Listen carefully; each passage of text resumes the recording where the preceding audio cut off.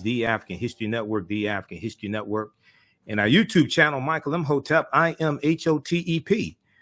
So we have people listening to us on 910 a.m. the Superstation WFDF.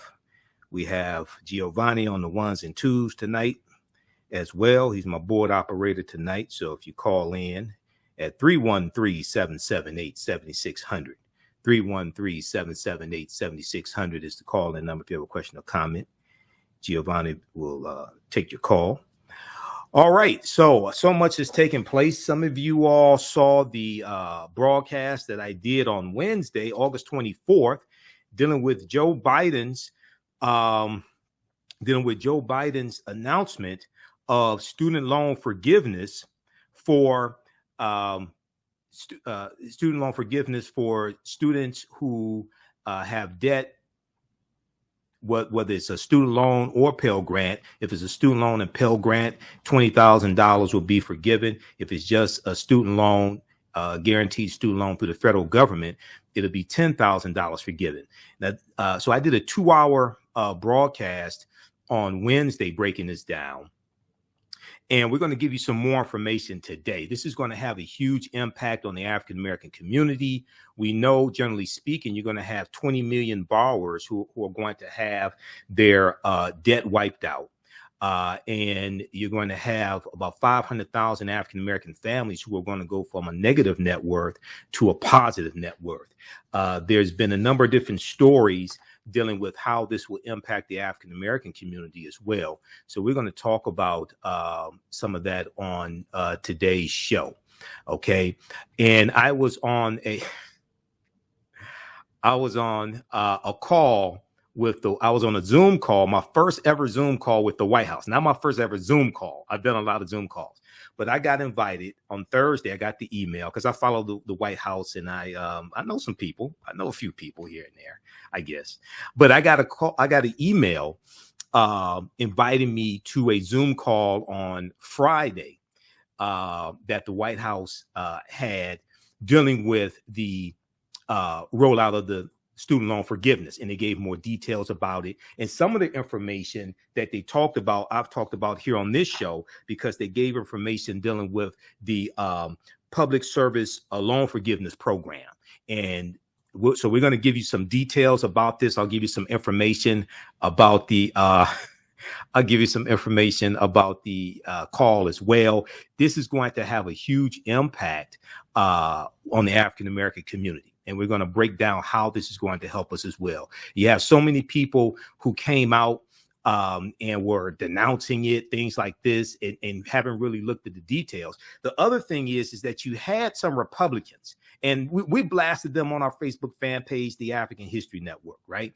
You had some Republicans like Marjorie Taylor Greene. You had some like Sugar Daddy Matt Gaetz out of Florida, who I call the white R. Kelly, because he's dealing with federal investigation, dealing with trafficking underage girls, okay, for sex purposes, things like that. Sugar Daddy Matt Gaetz, who I call the white R. Kelly, out of Florida.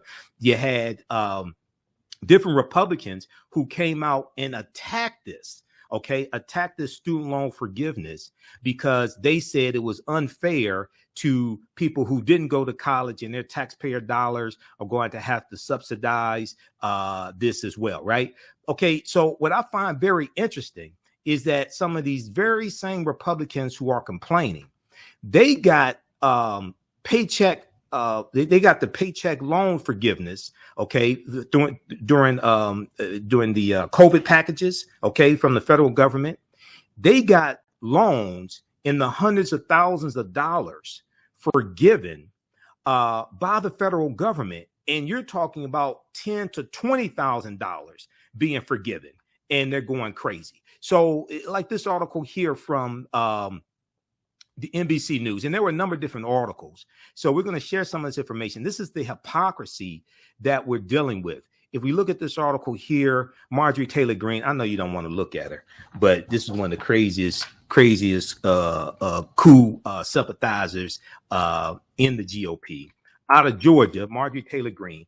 I posted this screenshot, this article here from NBC News. This is on our Facebook fan page, The African History Network. We'll blow it up for you also.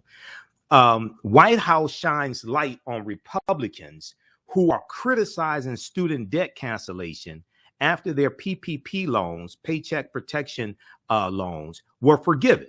And Marjorie Taylor Greene had $183,000 in paycheck protection loans forgiven. There was another story. There was another story. This one right here from BusinessInsider.com. Okay, this story right here from BusinessInsider.com.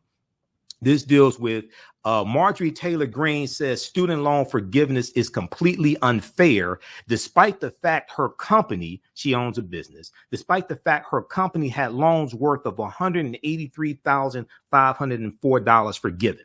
Okay, so on the White House Twitter page, they've been dragging a lot of these Republicans, just ripping them to shreds, exposing the hypocrisy of them. They got loans forgiven. You had one of them who had a loan for over $1 million for his business. He had a loan for over $1 million for his business. You have Republicans attacking what Biden is doing that is going to disproportionately help lower income people, people making under $75,000 a year, especially helping African Americans. Okay. And you're talking about forgiving $10,000 to $20,000 in student loans, but they had loans forgiven of over $100,000. The average paycheck protection loan that was given, the average paycheck protection loan was for $107,000. All right. So we're going to expose more of this hypocrisy here on this show. And remember, November is coming very quickly. Kids are about to go back to school. We're about to come up on Labor Day. All right. Biden okay sweeping student loan relief as midterms near. And a lot of people are realizing, okay, the wins that the Democrats have had. Now, we've been talking about this from day one on this show. Okay, so we're not brand new. We ain't late to the party like a lot of people are. But we're going to break all this down on today's show for you as well. Then also, today is August 28th. This is the anniversary of the March on Washington, August 28th, 1963, the March for Jobs and Freedom. We're going to give you a little synopsis of the March on Washington. Martin Luther King III was on MSNBC this weekend. We're going to share that excerpt. Okay, he's talking about fulfilling his dad's dream. So we'll give you some information about that. And then also today, August 28th, this is the anniversary of the murder of Emmett Till, August 28th, 1955 in Money, Mississippi, the murder of Emmett Till. So we'll talk a little bit about Emmett Till today. This is a jam-packed show. It's 2 hours. We have a jam-packed show today, but so much is going on this weekend. All right. Now, we've been following the story dealing with Breonna Taylor. And we talked about 3 weeks ago now, back on our August 7th show, we talked about how the Department of Justice has filed charges against 4 police officers, Louisville Metro police officers, in the killing of Breonna Taylor. These are federal charges. OK, so one of those officers, Kelly Goodlett, and we talked about this on the show last week. Kelly Goodlett pleaded guilty to falsifying a police report. Okay, so she pleaded guilty this past week, and we'll give you an update on that as well. That's good news. And once again, this would not have happened if people didn't go out and vote in the 2020 presidential election, because this is the Merrick Garland Department of Justice. Let's connect the dots. We talked about this before here on this show. I connected the dots on Roland Martin Unfiltered when I was on Friday before last. You had 16.9 million African Americans who voted for Joe Biden and Kamala Harris. You had 9.7 million Latinos. You had 49 million white voters. 61% of Joe Biden's votes came from white people. This gave Democrats the White House, okay, and also the Georgia Senate race, the special Senate race, January 5th, 2020, Senator John Ossoff and Reverend Raphael Warnock. They win in Georgia. This gives Democrats a slim majority in the Senate, okay? It's a 50-50 Senate. Democrats have a slim majority in the Senate. Biden nominates Merrick Garland as his attorney general. And Merrick Garland is confirmed by the Senate, and Democrats and Vice President Kamala Harris has the tie-breaking vote in the Senate if there's a tie. So she's casted about, I think it's either 24 or 26 tie-breaking votes as vice president. Okay, that's how close it is in the Senate. So it's either she set a record or she's about to set a record. It's one of those. It's really close. Okay, so research that. This is how you get Merrick Garland, and this is how you get Kristen Clark, African-American woman, assistant. She's assistant attorney general of the Civil Rights Division, Kristen Clark. And when Kristen Clark was confirmed, it was like 51-50. Okay, Manchin did vote for her. I did check it. I think a couple of shows ago, I said I think Manchin didn't vote for her. He did vote for her. Now, Senator Tom Scott, the Black Tea Party Republican out of South Carolina, who was the one who blocked the George Floyd Justice and Policing Act in the Senate. Senator Tim Scott voted against this qualified sister to be Assistant Attorney General of Assistant Attorney General of the Civil Rights Division. Now, Susan Collins of Maine did vote for Kristen Clark.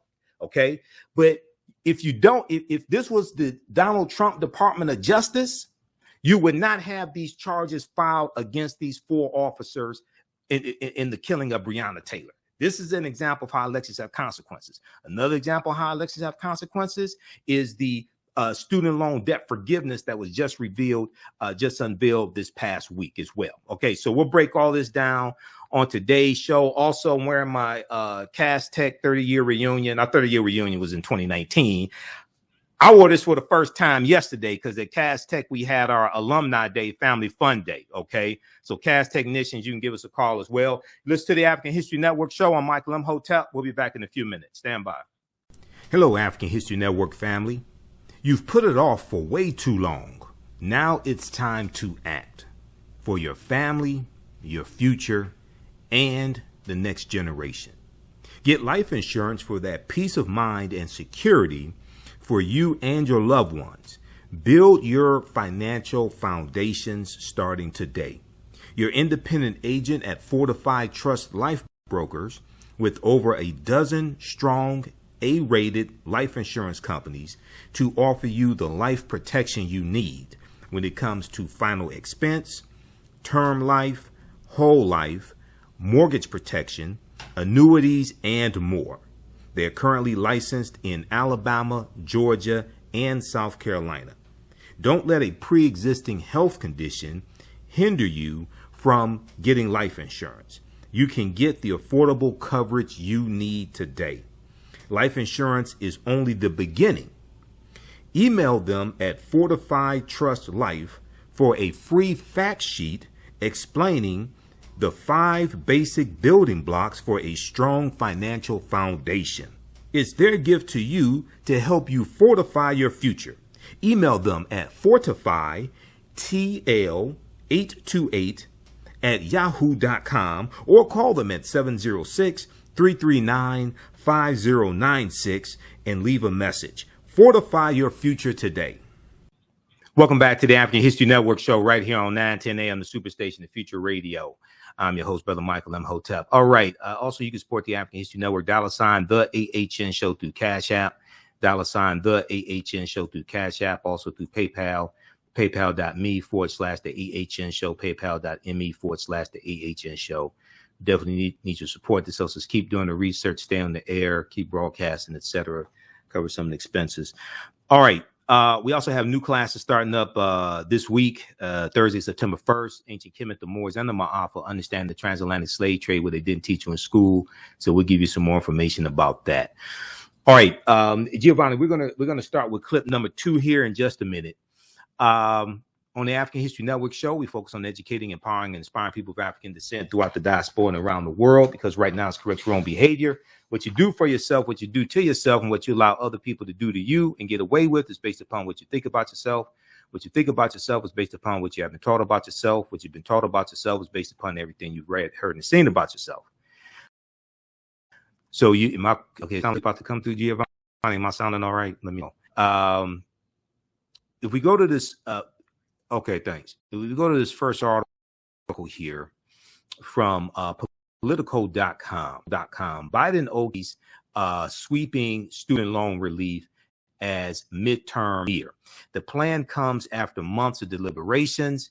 The White House will also extend the loan payment moratorium through December 31st. Now, here's some quick details. The administration on Wednesday, August 24th, announced it was canceling up $10,000 of student debt for millions of people. Now, 20 million people are going to have their student debt wiped out. Okay, 20 million people are going to have their student debt wiped out, and up to $20,000 of debt for low and middle income borrowers who receive Pell Grants. Now, some people, when I did my broadcast Wednesday, some people said, well, if it's a Pell Grant, isn't a Pell Grant, you don't have to pay it back. That is true. But what they're doing, since lower income people qualify for Pell Grants, what they're doing is if you had a combination of Pell Grants and student loans, then you can get up to $20,000 of your student loan debt wiped out and that forgiven. And that's going to help a lot of African-American borrowers. All right. That's going to help a lot of African-American borrowers.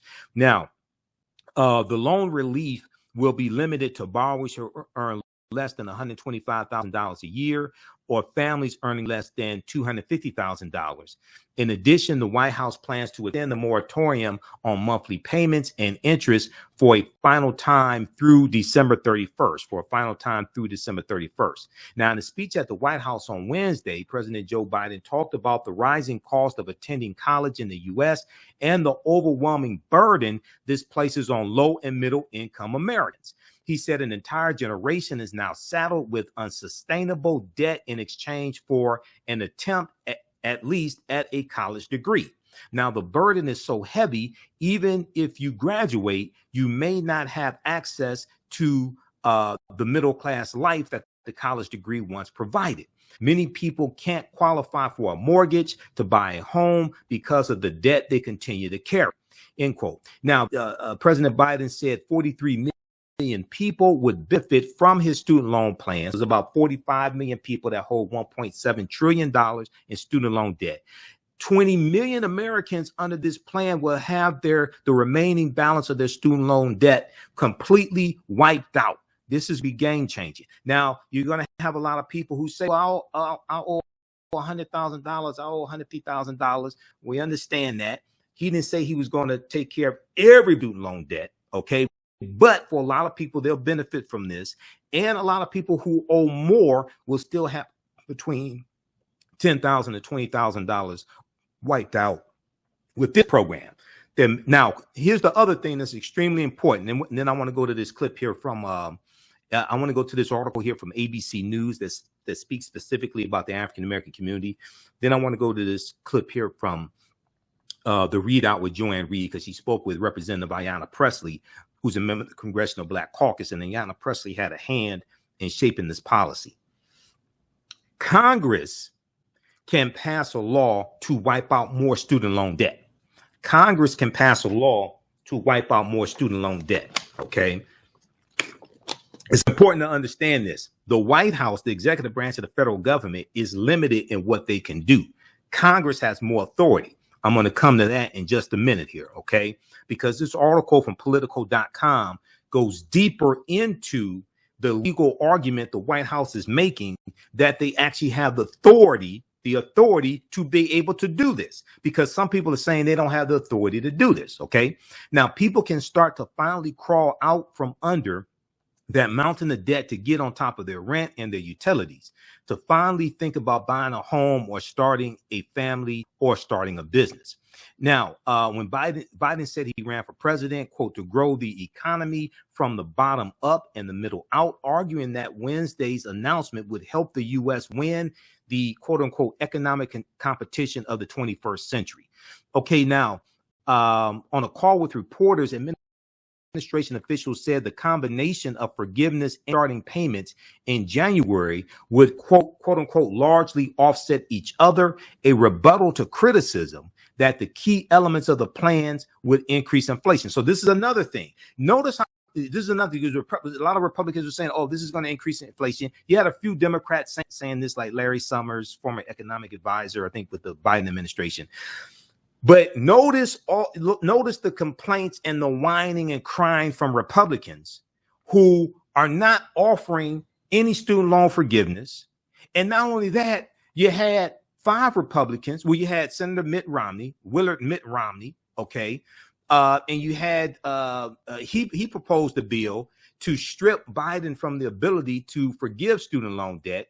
And then there was a good article from Insider.com dealing with this. And then you have also who did the same thing. We'll pull up that article up for you. It's one from Business Insider that deals with that. Okay, so this is what you're dealing with. And as I said before, okay, yes, more given things like this. Talk to Congress, talk to Senator Elizabeth Warren. All right, but don't compare Biden to perfection. Don't compare Biden to the almighty. Compare Biden to the alternative. Okay, compare Biden to the alternative. This is what we have to understand. Okay, why is this freezing up?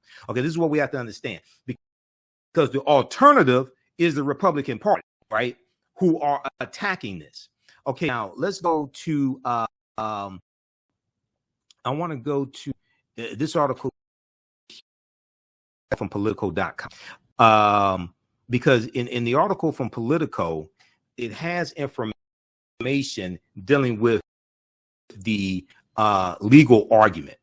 Senate Majority Leader Chuck Schumer of New York. Let's see here. Okay. All right, let's go. I want to go back to this article from Politico, because it lays out the legal early, like August 24th, when this plan. All right. Senate Majority Leader Chuck Schumer, a leading proponent of canceling student debt, urged to provide as much relief to borrowers as possible. Senator Elizabeth $50,000 said he did not think he had the authority as president to forgive $50,000. Okay, urged Biden to provide as much relief to borrowers as possible during a phone call with the president on Tuesday evening. Okay, so this was the day before the announcement was made. That was Tuesday, August 23rd, according to a Democrat familiar with the decision. Now, the call followed a discussion that senior White House officials, including Chief of Staff Ron Klain, had with Senator Chuck Schumer, Senate Majority Leader, and Senators Elizabeth Warren and Senator Raphael Warnock. Elizabeth Warren, progressive from Massachusetts, and Senator Raphael Warnock, the first African-American senator from, I think he's probably the first African-American senator from Georgia, because I don't think they had one during Reconstruction. Okay, Senator Raphael Warnock. The leaders of the effort to persuade Biden to cancel student debt ever since he took office. Senator Raphael Warnock had a big hand in this as well. Okay, member of the Congressional Black Caucus. Now, in a statement after the White House confirmed the plan on Wednesday, Senate Majority Leader Chuck Schumer praised the decision as, quote, the single most effective action that the president can take on his own to help working families and the economy. Okay, because they're going through the HEROES Act of 2003. That's part of the legal argument. They laid out a 25-page legal argument justifying their decision and justifying their authority to make this decision. Biden's authority to make this decision. He's going through the Department of Education and the Secretary of Education, Miguel Cardona. Now, the 11th hour deliberations over debt relief come as the White House stares down a self-imposed deadline for addressing the issue. The pandemic-related moratorium on interest and payments, which started in March 2020 in the Trump administration, has been extended 4 times by Biden. It's set to expire August 31st. So now it's going to expire December 31st. Now, studentaid.gov. Aid.gov is the website you can go to for more information. They haven't laid out the application yet. Okay, all that information, more details are going to come by December 31st. 2022. The website I'm hearing has been crashing some, but it's studentaid.gov. That's where you can go to get updates. Now, progressive Democrats, civil rights organizations like the NAACP and labor unions have all urged President Biden and the Biden administration to provide large amounts, as much as $50,000 per borrower, of loan forgiveness to people across the board. Now, the White House has struggled for more than a year over the issue of student debt cancellation. During his campaign, Biden promised to forgive up to $10,000 for all federal student loan borrowers. Forgive up to $10,000. He never promised $50,000, anything like that. Okay. During the campaign, Biden promised to forgive up to $10,000 for all federal student loan borrowers, and has been under immense pressure from progressives to stick to that pledge. But you got to make sure you're on strong legal footing, because there will probably be lawsuits about this, and you don't want to lose in court and have this program or overturned in court. We're going to continue this on the other side of the break. We're going to let you know how this also directly impacts African Americans as well. You listen to the African History Network show. I'm Michael Imhotep. We'll be back in a few minutes. Hello, African History Network family. You've put it off for way too long. Now it's time to act for your family, your future, and the next generation. Get life insurance for that peace of mind and security for you and your loved ones. Build your financial foundations starting today. Your independent agent at Fortified Trust Life Brokers, with over a dozen strong A-rated life insurance companies to offer you the life protection you need when it comes to final expense, term life, whole life, mortgage protection, annuities, and more. They're currently licensed in Alabama, Georgia, and South Carolina. Don't let a pre-existing health condition hinder you from getting life insurance. You can get the affordable coverage you need today. Life insurance is only the beginning. Email them at Fortified Trust Life for a free fact sheet explaining the 5 basic building blocks for a strong financial foundation. It's their gift to you to help you fortify your future. Email them at fortifytl828@yahoo.com or call them at 706-339-5096 and leave a message. Fortify your future today.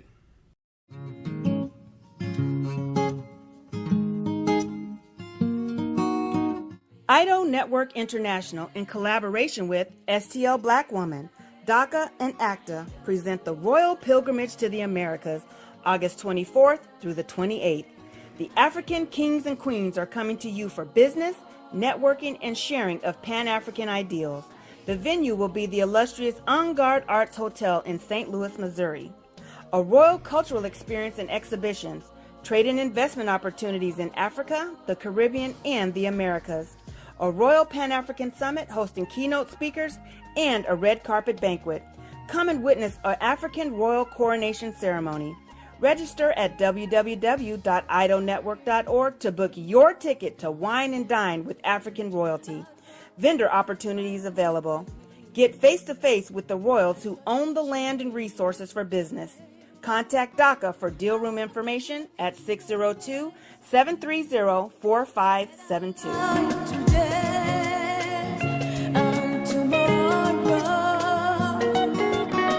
If you like this type of information, give us a thumbs up, give us a heart, give us a like. If you support us, you donate through Cash App or PayPal while we're on the air, we'll give you a shout out also. We definitely need your support because this helps finance. I don't get paid to do none of this stuff, so this helps finance this. I don't get paid to do radio, any of this, and we have a lot of welcome back to the African History Network show right here on 9:10 a.m. the Superstation, the Future Radio. I'm your host, Brother Michael Imhotep. It is Sunday, August 28th, 2022, and we are live. Okay, visit our website, TheAfricanHistoryNetwork.com, TheAfricanHistoryNetwork.com, and we'll have information there. You can register for the online classes I teach. We have new classes starting up Thursday, September 1st. 2022, 7 p.m. to 9 p.m. Eastern Standard Time. We'll give you more information about that. Okay, I want to go back to this year, and shout out to all the cast technicians as well. We had our Cast Tech Alumni Family Fun Day on Saturday. So it was good. That's why I'm wearing. So I wore this shirt. So my 30-year reunion was 2019. I graduated in 1989. I know I don't look it. I know I look young. All that. Okay. So that's a whole nother story. But I forgot I had this shirt. This shirt was in the package for like 2 years. I wore this for the first time yesterday. Okay. And I wore it again today. And I said, I'm going to wear it on the show tonight. So shout out to all the cast technicians out there as well. And I was a Phi Beta Sigma Fraternity Incorporated, and our sisters is Zeta Phi Beta Sorority Incorporated as well. All right. I want to go back to this article from Politico. Then we want to go to this clip here from the readout with Joanne Reed, because this article from Politico is important because it gets into the legal argument. Okay. The legal argument that the White House is making, that they have the authority to do this. All right. And they don't have the authority to forgive $50,000 worth of debt. Congress does, but the White House does not. So if we go here, okay, Education Department officials awaiting a final decision from the White House had developed plans to implement whatever Biden ultimately decided. That has been studying ways, the Department of Education has been studying ways to automatically provide as much relief as possible without requiring borrowers to fill out an application form. So it's expected that 8 million borrowers who their information is current with the Department of Education and their student loans, things like this, there is estimated that their student loan forgiveness will take place automatically and they won't have to do an application. Others will. Now, the White House's indecision has frustrated progressives and other groups, urging Biden to go as big as possible on widespread loan relief to tens of millions of people before they head to the polls this fall. Now, Biden announced a few weeks ago that he was going to announce his decision by August 31st, when this round of student loan payments, the stoppage on student loan payments expired. 1, 2, as I was saying during the break, I've been on a committee to write an executive order. Okay. This stuff is not easy. This stuff is not simple. I was on a committee to write an executive order for the city of Detroit some years ago, previous mayor. We won't get into that, but it took us 13 months to get it completed. It was much longer than we actually thought it was going to take. We couldn't get as much accomplished as we wanted to. We had ambitious goals. Once we got in, started dismantling everything, we started realizing that what we wanted to do, we couldn't do it on that level. So we had to scale it back. Okay. It took us 13 months to get it done. And we had to coordinate with corporate counsel. At the time was Sharon McPhail, corporate counsel, because your legal counsel has to navigate this and is in charge of this because you're dealing with laws. Okay. And you're trying to avoid a lawsuit. You don't want the city to be sued. And if the city gets sued, you want to make sure you're on strong legal footing to actually win. There was, I think each meeting we had like probably 6 department heads from the city that met, that were part of the meeting, things like this. So I can only imagine what it's like to write I don't want to imagine what it's like to be on a committee to write an executive order for the federal government. And what you're doing is impacting 43 million people, 43 million student loan borrowers. I can't even fathom something on that level. Okay, now the uncertainty around whether monthly payments were going to restart also sparked sharp criticism from the loan servicing companies, because a lot of people don't talk about them. Okay. And the loan servicing companies will be complaining and talk about, don't forgive as much, etc. From the loan servicing companies that manage federal student loans. Now, the Student Loan Servicing Alliance, which represents federal student loan servicers, warned the Department of Education on Monday, that the administration's indecision was risking operational disruptions to the repayment system. Okay, so there's a bunch of moving parts here. People think Biden just sits there and just signs his name to a piece of paper. That's not how it works in the real world. No, you're dealing with moving parts. You're dealing with entities. You're dealing with ramifications that the average person doesn't even think about. Okay. Now, education department officials have previously told loan servicers to hold off on sending borrowers bills about their payments, about their payments resuming in September. But the companies say that the uncertainty so close to the deadline is pushing the repayment system to the brink of major problems. That includes the possibility that automated messages may send incorrect information to borrowers in the coming days, even if the administration decides to extend the relief. All right. Now, there's a part here dealing with this part right here. This is what I want to get to. This deals with the legal argument, because you're dealing with law. You're not just dealing with a executive order is not a proclamation like the president is king. No, you have to fall within the guidelines of the power that the executive branch has and be legal. You have to fall within legal guidelines. Now, education department officials on Wednesday released a 5-page legal memorandum, that argues the Department of Education plans to rely on a 2003 law known as the HEROES Act, that gives the Department of Education the power to waive or modify the rules of federal student loans during a presidentially declared national emergency, including the current pandemic. So this is the legal argument that the White House is making, that President Biden and the Department of Education have the legal authority to do this, because they're going to get sued. And you want to make sure you're on strong legal footing. You can't just go out there, just conjure up some executive order. You'll be in a world of trouble. That's not how the real world works. Now, they also rescinded a January 2021 memo prepared by the traitor-in-chief, the Trump administration, that concluded that the education department, check this out, they rescinded this from the Trump administration, who's not going to give student loan forgiveness on this level. Okay. The memo prepared by the Trump administration concluded that the education department lacked the authority to cancel large amounts of student debt. They're dealing with all these different ramifications. And it's this is why you never heard me put pressure and complain taking so long to do this, because I have an idea of what's involved, because I know what we went through for 13 months dealing with Executive Order 22 in the city of Detroit under the Kwame Kilpatrick administration. I ain't work for the city. I ain't get caught up in none of that stuff. Okay. I'm just saying, but they had some hardworking people in the administration. I got to see them, got to know some of them. Okay.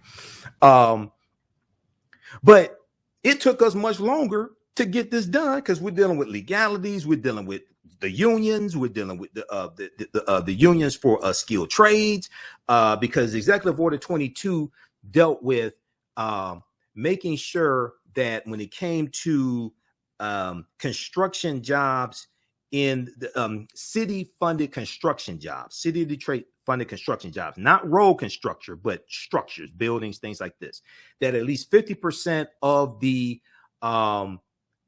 workers on it, skilled trades, things like that, at least 50% of the workers were lived in the city of Detroit. Okay. We could not do it based upon race. The first thing that corporate counsel told us was you can't write race specific laws. 1, 2, also it's a violation of Title 6 of the 1964 Civil Rights Act, Section 601, non-discrimination in federally assisted programs. Okay. And a lot of the money that the city will get for building construction, things like that, part of that may be federal funds. Okay. So you can't, that's part of the 1964 Civil Rights Act. This is why, if you've been listening to this show and we talk about reparations, if we ever get reparations, It ain't going to be for all black people. It's not going to be how you think it's going to be. Look at what's taking place in California. That's illegal. You can't have race-based programs. You can't have a program just for only African Americans. This is one of the problems, even though he meant well. This is one of the problems with Ice Cube's plan. His contract with Black America, and you want to race-specific programs? That's illegal. That's not going to happen. Period. Read the 1964 Civil Rights Act. It's at archives.gov. This is why when you put together Black Agenda, he meant well. And I talked about the fact that I think he meant well. Dr. Claude Anderson is one of my teachers. Dr. Claude Anderson and I, we talked about this. And when Doc and I talk, we argue like an old married couple. And at the end of the day, he usually has to agree with me because I lay out my argument. I know how to make arguments and legal arguments.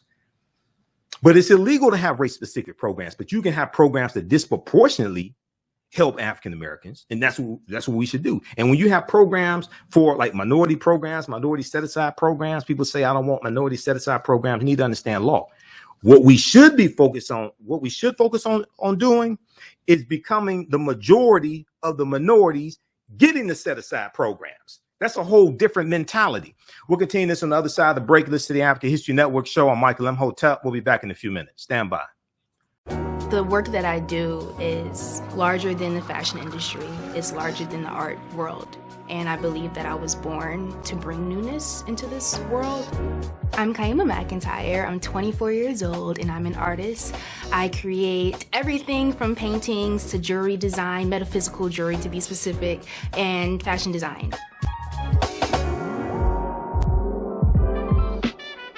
The only reason why my prom dress went viral is because people needed it. Within a few days of going viral, Notori Naughton reached out to me and she's like, I saw your dress, can you make me a dress? I was equally as shocked to be asked by a celebrity to design their dress at the age of 17. That's just one person, and the list just continues to go on to Janet Jackson, to Tyra Banks. It really hits home. That means that the discussion is happening on the grounds in real time. Hello, African History Network family. You've put it off for way too long. Now it's time to act for your family, your future, and the next generation. Get life insurance for that peace of mind and security for you and your loved ones. Build your financial foundations starting today. Your independent agent at Fortified Trust Life Brokers, with over a dozen strong A-rated life insurance companies to offer you the life protection you need when it comes to final expense, term life, whole life, mortgage protection, annuities, and more. They're currently licensed in Alabama, Georgia, and South Carolina. Don't let a pre-existing health condition hinder you from getting life insurance. You can get the affordable coverage you need today. Life insurance is only the beginning. Email them at Fortified Trust Life for a free fact sheet explaining the 5 basic building blocks for a strong financial foundation. It's their gift to you to help you fortify your future. Email them at fortifytl828@yahoo.com or call them at 706-339-5096 and leave a message. Fortify your future today. Welcome back to the African History Network show right here on 910 AM Superstation, the Future Radio. Okay, we'll go to the phone lines here in just a minute. I got to get through some more of this information. Call numbers 313-778-7600. 313-778-7600 is a call-in number if you have a question or comment. All right, I want to go back to this article here from Politico.com, and this deals with Biden student loan forgiveness program. Okay. Now, the Biden administration in January 2021, when they came into office, because remember, inauguration was January 20th, 2021. The Biden administration rescinded a January 2020 memo shared by the Trump administration that concluded the Education Department lacks the authority to cancel large amounts of debt. All right. Now, the Justice Department's Office of Legal Counsel,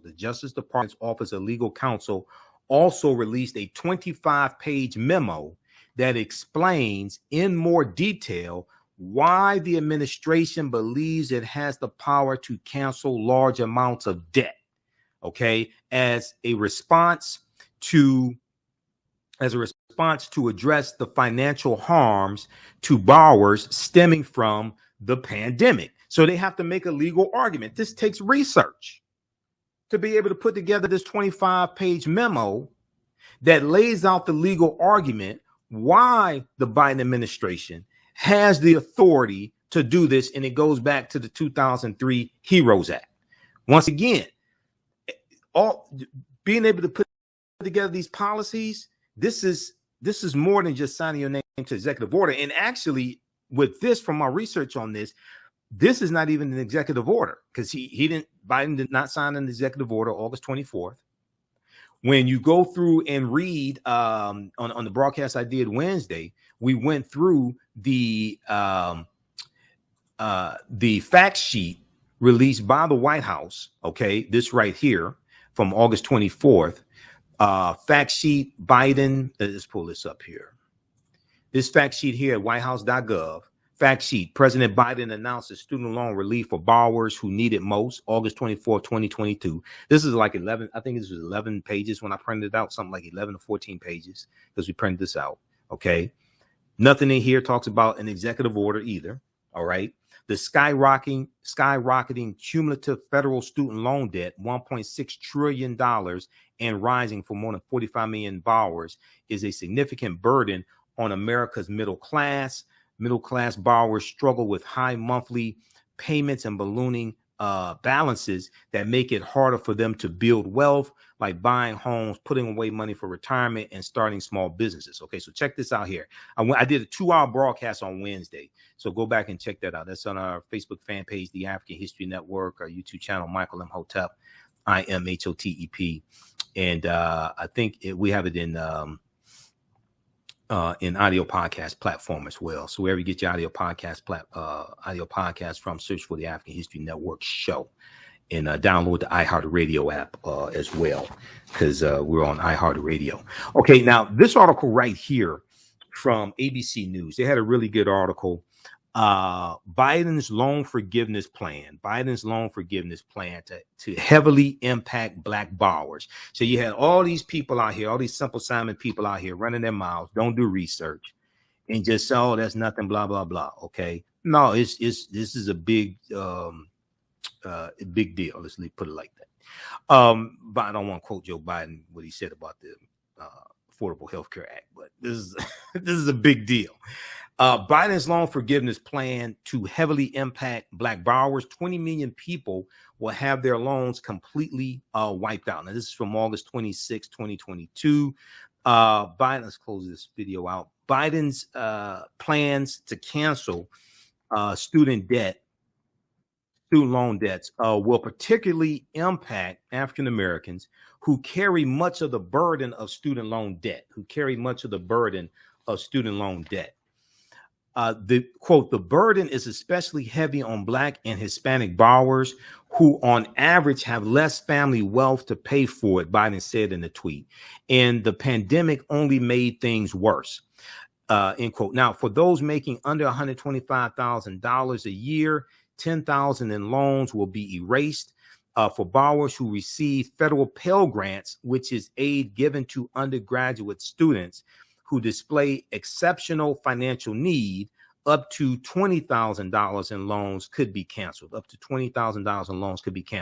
Nearly 45% of borrowers, or 20 million people, will have their debt fully canceled, according to the White House.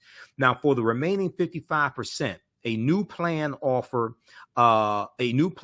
offer more relaxed terms for loan repayment.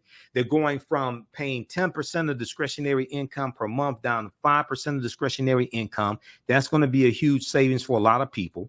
This means cutting the amount that borrowers have to pay each month in half, from 10% to 5% of discretionary income, and covering borrowers' unpaid monthly interest, among other efforts. Now, I just can't underscore what a huge deal this is in millions of borrowers' lives, said Kyra Taylor, Kyra, K-Y-R-A, I think that's Kyra Taylor, an attorney at the National Consumer Law Center. When we look at the impact on people of color, especially African Americans, several racial advocacy groups have cheered Biden's decision as a, quote, step in the right direction, end quote. Approximately 1 in 4 African Americans have negative net worth. Approximately 1 in 4 African Americans have negative net worth, meaning their total debt exceeds total assets, said the civil rights group National Action Network, Reverend Al Sharpton's group. You can listen to Reverend Al Sharpton Monday through Friday, 1 p.m. to 4 p.m. Eastern Standard Time, right here on 910 a.m. Superstation WFDF. Most of you know I was his co-host 3 Wednesdays ago. He had me on the show for 2 hours, keeping it real with Reverend Al Sharpton. Now, quote, the administration expects the first $10,000 of debt relief will move over 500,000 Black Americans from a negative to a positive net worth. The administration expects the first $10,000 of debt relief will move over 500,000 African Americans from a negative net worth to a positive net worth. This is something that Reese Colbert, who's one of my co-panelists on Roland Martin Unfiltered, she was on Simone Sanders' show, Simone, this weekend on MSNBC. We got that clip coming up as well on the other side of the break. This is huge. So people who are running their mouths, popping off at the mouth, don't do research. I call them mouth poppers because they pop off at the mouth. They're not talking about this. All right. Now, more African-American students take out loans than white students. 71% of African-American students take out loans compared to 56% of white students, according to research to the research organization Data Initiative. Okay. Let's see. Let's do this here. I know we're coming up on a break. Welcome back to the African History Network show right here on 910 a.m. Superstation. All right. I'm your host, Brother Michael Imhotep. It is Sunday, August 28th, 2022. This is the anniversary of the March on Washington, and we'll talk a little bit about the March on Washington as well in our second hour. And also, we have a new class starting up. On Thursday, September 1st, Ancient Kemet, the Moors, and the Ma'an for understanding the transatlantic slave trade, what they didn't teach you in school. So we'll give you some information dealing with that as well. Okay. All right. And people are texting some questions to me as well. You may see me smiling a lot during the show. Somebody special is texting me her question. Okay. So we'll get to that as well. Approval through Congress. Is the student debt loan forgiveness approval through Congress? No, it's not through Congress. Very good question. You've been paying attention. Very good question. You get an A star today. No, it's not through Congress. It goes back. This is why I went through this explanation here. And then we're going to Raymond on the phone lines in just a second. Stand by, Raymond. This is important for people to understand this. This is not something that has to pass through Congress. Now, if they want to, if Senator Elizabeth Warren and Chuck Schumer want to forgive more student loan debt, that has to pass through Congress. This right here is based upon the HEROES Act of 2003, which is already law. It already passed Congress. Education Department officials on Wednesday released a 5-page legal memorandum that argues the department plans to rely on a 2003 law known as the HEROES Act that gives it power to waive or modify the rules on federal student loans during a presidentially declared national emergency, including the current pandemic, which has been declared a national emergency. So this is the legal argument, okay? It doesn't have to pass through Congress because the HEROES Act is already law that passed through Congress in 2003. They also, the Biden administration, elections have consequences. They also rescinded a January 2021 memo prepared by the Trump administration that concluded the Education Department lacked the authority to cancel large amounts of student debt because they didn't want to do that, basically speaking. There was some student debt that was canceled. A lot of that had to do with for-profit colleges under clueless Betsy DeVos, who should have never been Secretary of Education. Okay. Now, the Justice Department's Office of Legal Counsel also released a 25-page memo that they released this, I think it was August 24th, that explains in more detail why the administration believes it has the power to cancel large amounts of debt as a response to address the financial harms to borrowers stemming from the pandemic. Okay, so check out this article here from Politico.com. This is why I wanted to make sure we dealt with this article from Politico, because I read numerous articles dealing with this. I did a 2-hour video on Wednesday, and a lot of the articles that I read did not deal with the legal argument that the Biden administration is making, that they have the legal authority to do this. Biden okays sweeping student loan relief as midterms near. Okay.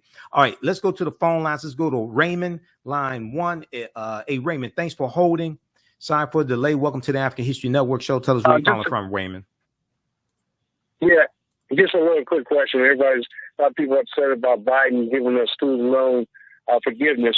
But in 1978, they had the bankruptcy student loan forgiveness, stopped that forgiveness program in 1978. Nobody complained about when everybody took bankrupt and got rid of the student loans then. So what happened then when they passed the line? Right. Now, a lot of people are upset, like who? Because there's some Republicans upset. There's a lot of Republicans upset, but a lot of these Republicans, they got paycheck protection loans canceled by the federal government. Okay. All right. Keep listening, Raymond. Yeah, keep listening, Raymond. I appreciate it. We're about to go to that. Okay. Thanks for calling, Raymond. Thanks for holding. All right. Okay, thanks. Okay, Giovanni, we're going to go to clip 2 here in just a second from the readout with Joanne Reed. But I want to show people this right here. You know, at the top of the show, we talked about people like Marjorie Taylor Greene, who is complaining about $10,000 to $20,000 of student loans being forgiven for 43 million people. Okay, $10,000 to $20,000. It's expected that it'll cost $500,000 is expected to cost I think it's between 300 to 900 billion over the next 10 years. The number that I'm hearing is 500 billion over the next 10 years to the federal government. Some of that's going to be offset also by increasing taxes on corporations that haven't been paying taxes, right? But let's look at this graphic here. Paycheck Protection Program loan forgiveness. This is from the readout with Joanne Reed from her show. 11.5 million paycheck protection loans were approved, okay, during, through the COVID-19 packages for small businesses, medium-sized businesses, larger businesses, so they can maintain their employees, things like this. $793 billion was the amount of paycheck protection loans approved. There was $742 billion of those loans forgiven, because if you kept all your employees, didn't lay off employees, the loans would convert to grants and you didn't have to pay them back.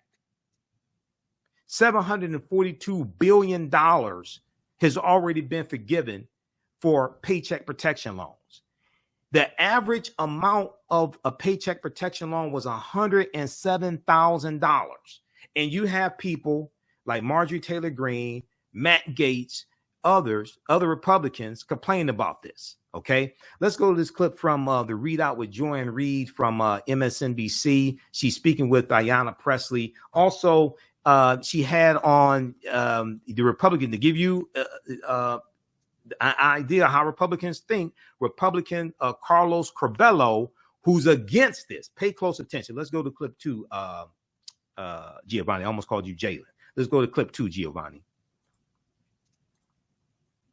For checking off a major campaign promise to America's youngest voters who voted for him overwhelmingly in 2020, announcing that the administration will cancel up to $10,000 in federal student loan debt and up to $20,000 for those who went to college using Pell Grants, all for people earning less than $125,000 a year. The administration also extended the pause on student loan repayments until 1 million people have federal student loans, and more than half of them are less than $20,000. A recent poll asked voters 18 to 34 what they thought about debt cancellation, and 71% said they support wide-scale loan cancellation. That includes 56% of Republicans and 66% of independents. Congressional Republicans, who were more than happy to sign off on a $1.9 trillion tax cut for corporations, they were not amused. And like most things these days, legal challenges are expected. But for a lot of the youngs, today was a good day. Joining me now, Congresswoman Ayanna Pressley of Massachusetts, a member of the House Financial Services Committee. And Congresswoman, just if you isolate just Black families alone, this is cut too for my producers. Black families with loan debt, 30% of them. White families with loan debt, if you just isolate them, 20% do. Hispanic families with loan debt, 14% have this loan debt. It is actually a big deal, particularly for families of color. Do you think that this winds up redounding to the political benefit of Democrats in the fall? And do you think that's why Biden did it? Democrats win when we deliver, and when people can feel the transformative impact, the meaningful impact, the day-to-day impact of our policies and our advocacy on their behalf. And this is transformative. This is an unprecedented step to alleviate the burden that people are feeling to the tune of a $2 trillion crisis. And while I know we've been very focused in your most recent clip there, Joy, about the benefit to young people, this is affecting people from every walk of life. And the fact that 23 million people will have their debt reduced in half, 20 million people will have their debt canceled outright. 1 in 4 Black borrowers, their debt will be gone. So this is transformative. They will feel the impact of this, and this is sound policy in that it is an economic justice issue and a racial justice issue and a gender justice issue, and that 2/3 of this debt is born, and it is good policy and good policy. We have to get to the counterpoint, because I want you to hear some of what people are saying on the other side. We know that this was a big policy of Bernie Sanders, and it was why a lot of young people liked him, and it was something that President Biden adopted. Nina Turner was a big supporter of Bernie Sanders. She tweeted, "More should be done. Why stop at 10,000? Why stop at 20? Cancel all student debt." What do you say to people who say it's not enough? Joy, I have to just acknowledge where we started. When the issue of student debt cancellation was introduced into the national discourse, people really sought to marginalize the issue. And many thought that student debt cancellation was something that would be regressive in impact. There was a harmful and false narrative that would only benefit white graduate students who went to prestigious or affluent institutions. And of course, that is not true. This is about educators who have sleepless nights because they can't meet the monthly minimum and pay for childcare, who took on this debt because they want to educate our babies. This is about 76-year-olds in my district, Joy, on fixed incomes, still paying student loans, who fear that they're going to die, still paying on these loans. At this point, they owe more than they took out. 85% of Black students have no choice but to take out loans, 5 times more likely to default. I was one of those students. That is not abstract for me. I struggled to pay off my loan, and I want better for the next generation. So we know we have to address the root causes when it comes to affordability of higher education. We've got to make that investment in the public good that it is. We need to invest in tuition-free community college. We need to invest in HBCUs, and we need to expand Pell Grants. But this is impactful. This is a bold step in the right direction. It is transformative, and it will be felt. And I have very little time left, but there is the other argument too. I mean, Rick Scott, who was worth $259 million, and did tweet this from a yacht off the coast of Italy, but also the Washington Post, who said the loan forgiveness decision, they thought it was bad. Widely canceling student debt is regressive. It takes money from the broader tax base, mostly made up of workers who did not go to college, to subsidize education debt for people with valuable degrees. What do you say to people who say that? Wow, they are really disconnected from the lived experiences and hardships of everyday people. There's a reason why we were able to get organized labor behind this, from AFL-CIO to AFT to NEA, civil rights groups like the NAACP, and many other groups that have worked with us on this, because this is a burdensome issue. This is no handout. Our colleagues across the aisle don't know what a hand up looks like. That's why they didn't want a child tax credit. That's why they didn't want to give life-saving health care to veterans. That's why they didn't want to give stimulus checks to people in the midst of a pandemic, or make sure they remain safely housed. Democrats are connected to the pain that everyday people are experiencing, and we are doing something about it, which is why we passed the Inflation Reduction Act, and which is why today this unprecedented step by President Biden, heeding our calls. This has been 2 years of blood, sweat, and tears, and you will not break my soul. Well, and quoted Beyonce too while she's doing the great Ayanna Pressley, Congresswoman. Appreciate that. All right, let's bring in for some counterpoints. Former Republican Congressman Carlos Corbello heard what the Congresswoman had to say. What would be your answer? Joy, good evening. I certainly understand the perspective. For me, the decision is that it's going to encourage more young people to get into this system where they are paying colleges and universities a lot more than the product that they're getting back. I mean, this is the fundamental problem here, right? That colleges and universities are charging absurd amounts for these degrees that really aren't worth what they're charging. And the government, all of us, taxpayers, are part of this scheme. And now this is going to create the expectation for a lot of young people who have to decide now, how much should I take out in student loans? Well, maybe this is all going to be forgiven in the future, or maybe a portion of it will be forgiven. So we're really sucking more people into a system that has failed young people and students for quite a few decades now. I give you the biggest problem. I don't think I understand your argument, because if what you're saying is that college is very unaffordable based on what you're able to get back in income afterwards, then how can you argue that it's not a good idea to relieve the debt that's been built up? Because it also sounds like you're arguing more young people shouldn't go to college, which also doesn't seem like a pretty strong argument, a very strong argument. But let me ask you, Joy, where's the accountability here? If the colleges and universities are overcharging, why aren't they refunding these students this money? Why do they get to keep the money? Why do American taxpayers have to subsidize this broken system? And that's the problem with this decision that we're just encouraging. We're further encouraging this system because now we're going to create an expectation that, hey, it doesn't matter how much you take out in loans and pay X or Y college or university because, you know, in the future, we're just going to forgive $10 or $15 or $20,000. Don't you see the moral hazard there? We're feeding a system. And by the way, you know, the people who get paid at these colleges and universities, they make a good amount of money. They have great pension systems. All right. They went to break without the exit music. We'll continue this on the other side of the break. So that was Representative Carlos Corbello, former Representative Carlos Corbello, who's a Republican who made no sense whatsoever. Because if you want to change that system, Congress has the authority to do that. Now, part of what Biden laid out is dealing with starting to address that as well. Republicans are not dealing with this at all. We'll continue this on the other side of the break. Stand by. Listen to the African History Network show.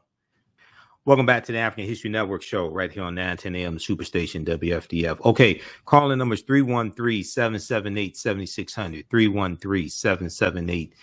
313-778-7600 is the call-in number if you have a question or comment. Also, if you want to support the African History Network, you can do so. We have the information at our website, AfricanHistoryNetwork.com. $ the AHN show through Cash App.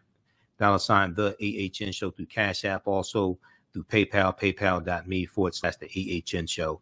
And we have new online classes starting up Thursday, September 1st, 7 p.m. to 9 p.m. Eastern Standard Time, Ancient Kemet, the Moors, and the Ma'afa, Understanding the Transatlantic Slave Trade, where they didn't teach you in school. So we have the information on our website as well. So we'll give you some information dealing with that in a few minutes. Okay, now, right before the break, I was sharing this excerpt from the readout with Joanne Reed, and it's from Wednesday, August 24th, 2022. She spoke with Ayanna Pressley, Representative Ayanna Pressley, who had a hand in shaping Biden's student loan forgiveness program. And then also she's speaking with former Republican Congressman Carlos Corbello, who makes no sense whatsoever. Now, Carlos Corbello brought up the point, well, what about future students? What are they doing to curtail the cost of college and things like this? All right. Well, Carlos, Chuck, if you go to the 12-page fact sheet from the White House that was released on August 24th. They discussed that. That's point number 3 here in the fact sheet. Now, when I did my 2-hour presentation on the 2-hour video on Wednesday, breaking these policies down, we discussed this. So fact sheet, President Biden announces student loan relief for borrowers who need it most, August 24th, 2022 at whitehouse.gov. A 3-part plan delivers on President Biden's promise to cancel $10,000 of student debt for low to middle income borrowers. All right. So part 1 is, if we go through this, look at this. Okay, page 3, and we look at, okay, they talk about the 3-part plan. Today, President Biden is announcing a 3-part plan to provide more breathing room for working families as they continue to recover from the strains associated with the COVID-19 pandemic. This plan offers targeted debt relief as part of a comprehensive effort to address the burden of growing college costs and make the student loan system more manageable for working families. The president is announcing that the Department of Education will. So 1, provide targeted debt relief to address the financial harms of the pandemic, fulfilling the president's campaign commitment. 2, make the student loan system more manageable for current and future borrowers. Make the student loan system more manageable for current and future borrowers by cutting monthly costs in half for undergraduate loans, from 10% to 5% discretionary income, fixing the broken public service loan forgiveness program by proposing a rule that borrowers who have worked at a nonprofit organization, in the military, or in federal, state, tribal, or local government receive appropriate credit toward loan forgiveness. This is something the Zoom call I was on with the White House, I was on with Ashley Harrington and Erica Lowe, dealing with they deal with the education department, and they were dealing with the student loan forgiveness program. So I was on the Zoom call with them Friday, and this is something that they talked about, the changes to the public service loan forgiveness program. And and we've been talking about that here on this show. Changes were made back in March 2022. So up to 1 million people can have their loans forgiven because they work for a nonprofit organization, they're in the military, they work for the federal government, state government, etc. Okay, you want to go to pslf.gov, pslf.gov for more information on that. Now, these improvements will build on temporary changes the Department of Education has already made to the PSLF, Public Service Public Service Loan Forgiveness Program. Okay, prior to on the call I was on Friday, they said prior to the changes in March of 2022, only 7,000 people had their loans forgiven through this program. Because of the changes made in March 2022 by the Department of Education, Secretary of Education Miguel Cardona, 175,000 public servants have already had more than $10 billion in loan forgiveness approved since March of 2022. Since March of 2022, you go from 7,000 prior to March 2022 under the Trump administration to 175,000 just from March 2022 to August, almost into September. $10 billion in loan forgiveness already approved. So already before the announcement, August 24th, the Biden-Harris administration has already forgiven $32 billion in student loan debt. Okay, $32 billion in student loan debt. Okay, so then you have, let's go back to this here. And there was a piece from the Department of Education on that also. We'll try to pull that up as well because I have that information. I have a ton of information. Number three, this addresses Carlos Carbello, the Republican, okay, because Republicans are not really doing anything to fight against this. They're just complaining. Number three, part of Biden's plan, part of this announcement. Protect future students and taxpayers by reducing the cost of college and holding schools accountable when they hike up prices. Protect future students and taxpayers by reducing the cost of college and holding schools accountable when they hike up prices. The president championed the largest increase to Pell Grants in over a decade. Pell Grants disproportionately benefit African Americans. The president championed the largest increase to Pell Grants in over a decade and one of the largest one-time influxes to colleges and universities. To further reduce the cost of college, President Biden will continue to fight to double the maximum Pell Grant, to double the maximum amount that you can get in a Pell Grant per calendar year, per school year, and make community college free. Meanwhile, colleges have an obligation to keep prices reasonable and ensure borrowers get value for their investment, not debt they cannot afford. The administration has already taken key steps to strengthen accountability, including in areas where the previous administration weakened rules, especially with for-profit colleges, because the Trump administration was horrible when it came to regulating for-profit colleges. They loosened a lot of the restrictions that were put on for-profit colleges by the Obama administration, Obama-Biden administration. And we know that it was ITT Tech was put out of business by the ITT Tech, as well as Corinthian College, put out of business by the Obama-Biden administration. Okay. All right. The Department of Education is announcing new efforts to ensure student borrowers get value for their college costs, but also Congress can do a lot when it comes to regulating the high cost of college as well. Okay, so check this out. This is 12 pages because I printed it out. I know it's 12 pages. Fact sheet: President Biden announces student loan relief for borrowers who need it most. This is at whitehouse.gov, one of the most powerful websites, ton of information. Let's go back to this clip. Giovanni. This is from the Read Out with Joanne Reed.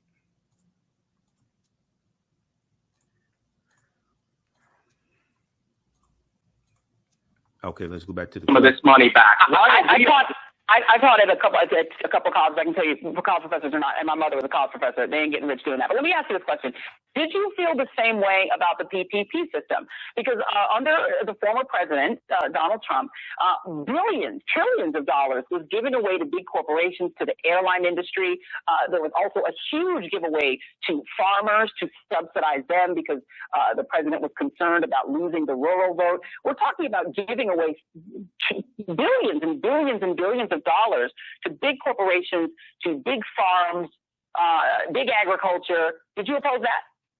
Yeah, that program was deeply flawed. And by the way, the fact that a lot of wealthy families, a lot of retirees who really didn't need it, my parents, for example, they're not wealthy, but they're okay. I mean, they have Social Security. They have, my dad has a pension. He got checks from the government during COVID. They didn't need it. But didn't he need them? All these programs, Joy, they create more inflation. And by the way, for Democrats who are on a little bit of a win streak here and building some momentum, now they make this decision that is going to create more inflation, more demand for goods, because it's basically neither of us are economists, and there are sort of people on both sides of that. But I do have to ask you a question, because you are from Florida, and I was in Florida, so I got to ask you a Florida question. I need to play for you the current governor on a little bit of a different turn here. Here's the current governor of your state. Take a look. I'm just sick of seeing him. I know he says he's going to retire. Someone needs to grab that little elf and chuck him across the Potomac. Is that appropriate? I don't think so, Joy. And I mean, that's the culture that Donald Trump has promoted inside the Republican Party and to some degree in this country. And that's regrettable. You know, that kind of rhetoric. I know why the governor's doing it. He wants to signal to the Trump base that he's with them and that, he's one of them. But that's not my style, never has been. I don't think it's appropriate. Carlos Fabello, I love that we can end on a note of agreement. All right, Thank pause you it right very there. much. Pause it right there. Okay, so Carlos, number one, pause it right there. Pause it right there. Okay, number one, Governor Ron DeSantis was talking about Dr. Anthony Fauci, and Dr. Anthony Fauci announcing that he's retiring. He calls him a little elf, but Ron DeSantis is 2 inches taller than Dr. Anthony Fauci. Number two, Carbelos talked about his father getting the check for COVID and things like this. Now, I don't think he was talking about, he didn't say it was for a business. He may have just gotten the personal check, but that's different than the paycheck protection loans that businesses got. That's entirely different. We'll continue this on the other side of the break. Listen to the African History Network show. I'm Michael Imhotep. We'll be back in a few minutes. Welcome back to the African History Network show right here on 910 AM Superstation, the Future Radio. Okay, we have new classes starting up on Thursday, September 1st. And we have the information at our website, TheAHNShow.com. Let me refresh the screen. TheAHNShow.com. We have Ancient Kemet, the Moors, and the Ma'afa, understanding the transatlantic slave trade, what they didn't teach you in school. This is it's going to be an 8-week online class. This time around, we're going to restructure it, and there's going to be more information because new things keep happening. But it's on sale $80, regular $130. Starts up. Class number 1 starts up Thursday, September 1st. You can watch from around the world. We're doing this 7 p.m. to 9 p.m. Eastern Standard Time. You can pay by debit card, credit card. We have the information right on the homepage of our website, TheAfricanHistoryNetwork.com, TheAfricanHistoryNetwork.com. And we also have a bundle pack where you get that class and from the Civil War to the Civil Rights Movement and Black Power, 1865 to 1968. The classes are regularly $130 each. They're on sale $80 each for a limited time only. If you register for both classes, we have a bundle pack. You get both classes for $130. We do the sessions live. All the sessions are archived and recorded. You can go back and watch them anytime, a year from now, 2 years from now. You can go back and watch the entire class. And if you've taken any of my online classes in the past, email me at TheAHNShow@gmail.com, TheAHNShow@gmail.com, or email me through the website. And you'll get 50% off, okay? You get 50% off on the classes. All right. I want to go back to this here. Okay, so during the break, I had this up on the screen here. This deals with what I was referencing, dealing with ITT Tech. So you remember you used to see the commercials of ITT Tech, and you know, you can come here, come to school, you learn computer science, learn technical skills, things like this. ITT Tech was put out of business by the Department of Justice. Department of Education, actually under President Obama. This is from ed.gov, which is the Department of Education, ed.gov. Education Department approves $3.9 billion group discharge of 208,000 borrowers who attended ITT Technical Institute. Okay, so a lot of student loan forgiveness has been going on already before this announcement, August 24th. $32 billion has already been forgiven under the Biden-Harris administration. We've been covering this here on the African History Network show. Department also initiates the formal process to recoup approved borrower defense claims from DeVry University as well. DeVry University has come under scrutiny from the Department of Education also. So if you scroll down here to the bottom, because I know there's a lot of people on social media saying, forgive student loan debt, forgive student loan debt. A lot of student loan debt forgiveness was already taking place. You just don't read. This is part of the problem. People run their mouths and don't read. This right here at the bottom of this memo from the Department of Education, the nearly $32 billion in student loan relief approved to date includes $13 billion for 1 million borrowers whose institutions took advantage of them through discharges related to borrower defense and school closures, $9.6 billion, almost $10 billion for 175,000 borrowers through the Public Service Loan Forgiveness Program, which I've talked about before. And when I guest hosted on Roland Martin Unfiltered, guest hosted for Roland a few months ago, I made it a point to talk about an additional round of student loan forgiveness that was taking place because of the Public Loan Service Forgiveness Program. Because a lot of our people don't know these programs exist. $9 billion in total and permanent disability discharges for more than 425,000 borrowers. So already before the announcement made Wednesday, August 24th, 2022. Already you have, it's about 1.6 million people who've already had $32 billion in student loans forgiven under the Biden-Harris administration. Once again, elections have consequences. Okay, so check this out at ed.gov, Department of Education's website. Education Department approves $3.9 billion group discharge for 208,000 borrowers who attended ITT Technical Institute. Okay, now I want to go back to this article here from ABC News. They have some good information. This article, once again, from ABC News, deals with how this is benefiting the African American community. It's benefiting us a lot. We're going to clip 3 in just a minute from Simone Sanders on Instagram with Reese Colbert. We're going to clip 3 in just a minute, Giovanni. More Black students take out loans than white students, 71% compared to 56%, according to the research organization Education Data Initiative. Black college graduates owe $25,000 more in student debt on average than white graduates, the Department of Education found. And 4 years after graduation, 48% of African American graduates owe an average of 12.5% more than they borrowed, according to the Education Data Initiative. African American students make up 72% of Pell Grant recipients, according to the Department of Education. 72% of Pell Grant recipients are African Americans. This is huge. So when you talk about increasing the maximum amount that you can get in a Pell Grant during the academic year, that disproportionately benefits African Americans. When you talk about forgiving up to $20,000 in debt, if you had a combination of Pell Grants and student loans, that disproportionately benefits African Americans. Now, a typical African American borrower will see his or her loan balance cut nearly in half, and more than 1 in 4 Black borrowers, will have their balance forgiven in full. So all you simple Simon ass people out there that don't read Sugar Honey Iced Tea, but choose to open your mouth anyway and want to this is FCC regulated radio. What word can I use? Want to diminish or diss or speak negatively about this program, you should do some research before you open your mouth. Now, African American women in particular carry a disproportionate burden of student loan debt. They hold nearly 2/3 of the nearly $2 trillion, 1.7 trillion outstanding student loan debt in the U.S., according to data from the Census Bureau. About half of Latino borrowers will have their entire federal student loan debt forgiven thanks to the $10,000 loan cancellation plan, according to higher education research and advocacy group Excellencia in Education.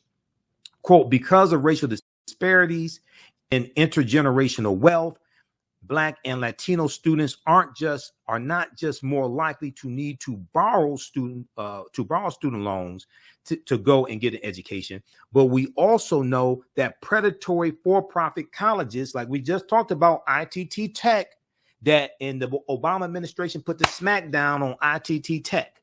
But we also know that predatory for-profit colleges that cost more to attend also target Black and Latino populations around the country, which results in many Black and Latino borrowers having larger balances, Taylor of National Consumer Law Center said. Okay, now advocates say there's more to do. Nobody said this is the silver bullet. This is the magic. Nobody claimed that President Joe Biden is your student loan forgiveness genie. Okay.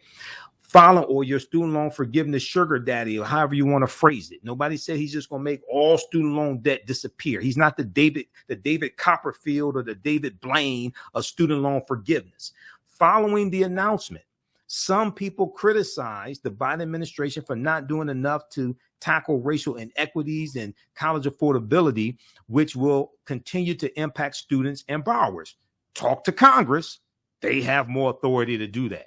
Several critics pointed to the persistent racial wealth gap as a reason to further improve student cancellation for students.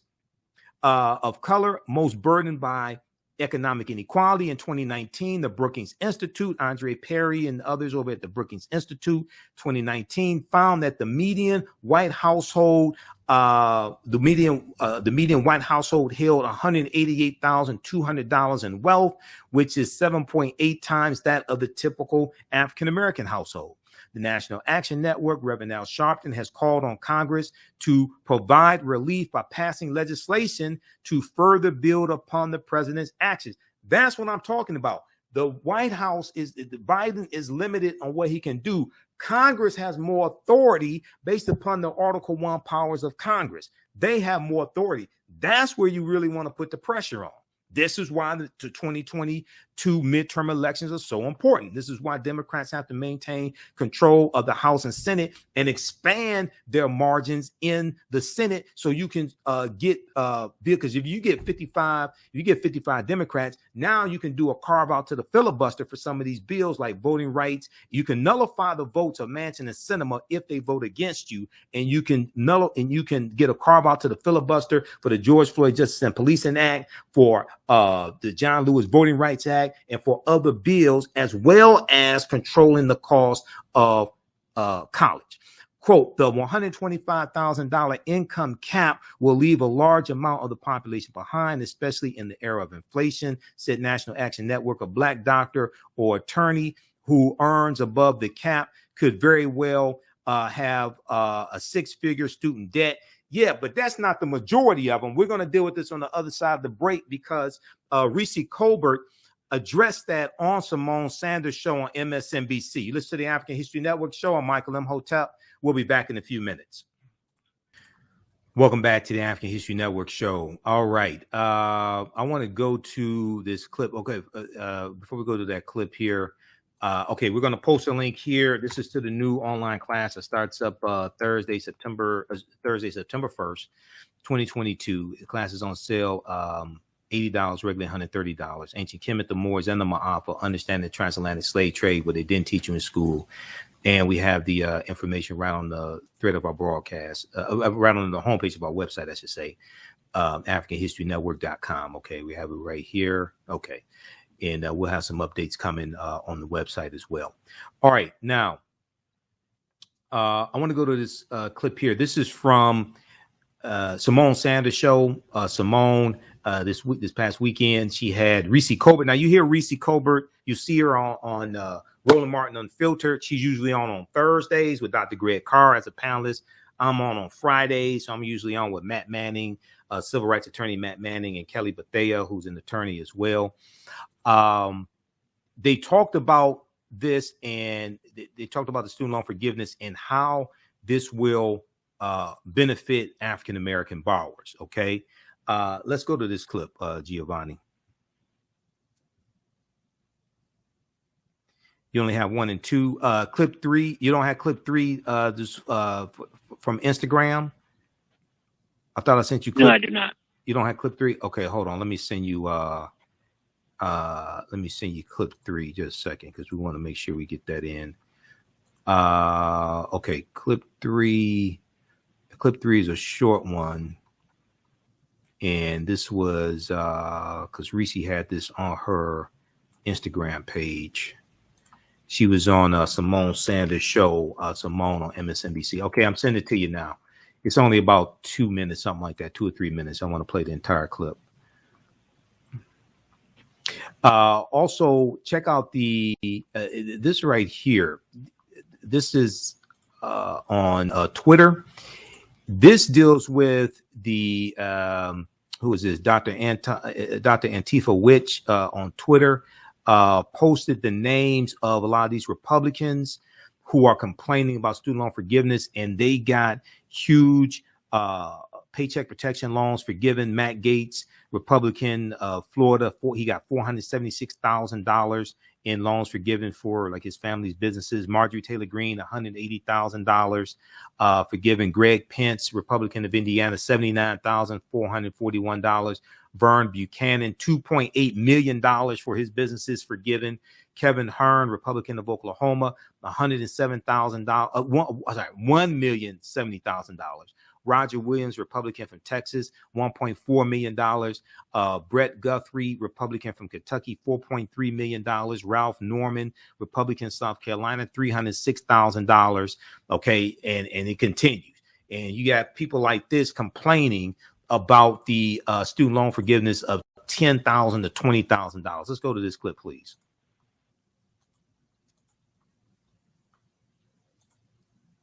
The practical impact of this. What have you heard from the folks you've been talking to?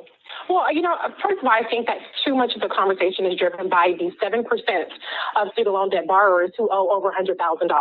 The reality is that the average is not the same as the majority. And the majority of student loan debt borrowers owe far less than $100,000. Actually, they owe less than $40,000 and $20,000. So this is going to have a massive impact. And so they may not be as loud in their advocacy, but they are just as impacted in a positive way when we talk about the Black wealth gap, because of the emphasis on Pell Grants, which 70-something% of Black students are eligible for. They're going to see $20,000 relief. And this alone will move 500,000 Black families from a negative net worth to a positive net worth. So this has real tangible impact. It's a promise kept. And a lot of people, when they start to see those balances wiped out, are going to be very satisfied. Reese, talk to me a little bit about the practical impact of this. What have you? Okay. All right. So that was Reese Colbert on Simone Sanders' show on MSNBC. She's on the weekends. All right. This right here. So the White House was tearing into these Republicans this week after the announcement came out, and tearing into Republicans who were complaining about the loan forgiveness. All right. And they have some good charts here. This is one of the things we talked about on the call that I was on Friday with the White House. I ain't talked about it, no Vice President Kamala Harris. On the call, I ain't talk at all. I was just listening, okay? Because they took questions from people. You had to submit your question ahead of time. I didn't submit my question ahead of time. But next call, because I've gotten invitations before, but I just didn't respond. But I said, let me go ahead and jump on this call, see what this is about. So Ashley Harrington and Erica Lowe, they ran the call. They have some good information at the White House's Twitter page, The White House on Twitter, that breaks this down as well. And then they went through, let me see if I can get to this. They tore into some Republicans. Oh, this is Marjorie Taylor Greene here. You know what we're going to do? We're almost out of time here on 9:10 a.m. Superstation WFDF. What we're going to do, we're going to keep broadcasting for a few more minutes. I want you to hear what this fool said. This is why she needs to be voted out of office. But on the White House, the White House on Twitter, Congresswoman Marjorie Taylor Greene has $183,504 in PPP loans forgiven. They went through and exposed a lot of these Republicans complaining. Representative Mike Kelly, Republican, Congressman Mike Kelly had $987,237 in PPP loans forgiven. Okay, and he tweeted August 24th, asking plumbers and carpenters to pay off the loans of Wall Street advisors and lawyers isn't just unfair, it's also bad policy. But they don't want to talk about that $1.9 trillion tax cut for the wealthy under Donald Trump. Congressman Sugar Daddy Matt Gaetz, the white R. Kelly, he had $482,000 forgiven as well. He said, he tweeted out. So August 25th, the White House on Twitter responded to these Republicans who want to complain but don't do anything. August 24th, Sugar Daddy Matt Gaetz tweeted, everyone knows that in a $60 billion plus European land war, it's always the last $3 billion that kicks in the door. Okay, whatever that means. Ain't like he got experience fighting in a war. August 25th, the administration's student loan proposal will make the student loan system more manageable for current and future borrowers by cutting monthly payments. We talked about that as well. So check this out as well. They have some really good charts there that break this down. Okay. Visit our website, TheAfricanHistoryNetwork.com, TheAfricanHistoryNetwork.com. You can support us through Cash App and PayPal. If you like this type of information, give us a thumbs up, give us a heart, give us a like on this broadcast. You can also support us show through Cash App. Now, this is our only Cash App account. When you go to it, it says Michael and shows my picture there. These other ones here are fake African History Network Cash App accounts. There's about 4 or 5 fake accounts out there that have been stealing money from us. And I still have this open investigation with Cash App. I got to follow with them tomorrow because I'm trying to get these fake accounts shut down. You click right here. It takes you to the next page. And then we also have the link for PayPal as well. And you can register for our online courses right on the homepage of our website. So this helps us keep doing the research, stay in the air, pay some of the bills, things like this, because it costs a lot to be able to do what I do. All right. So those watching on Facebook and YouTube, keep watching for a few more minutes. I'm going to let you hear Marjorie Taylor Greene as well. Right now, it's correct wrong behavior. It's not over till we win. Wakanda forever. Some of these other stories we're going to get to through the week also, because we're out of time here. Right now, it's correct wrong behavior. It's not over till we win. Wakanda forever. We'll talk to you next week. Peace. All right. Stand by. Okay. I want you to hear what this fool had to say. Let me go back to this here. The White House's Twitter page.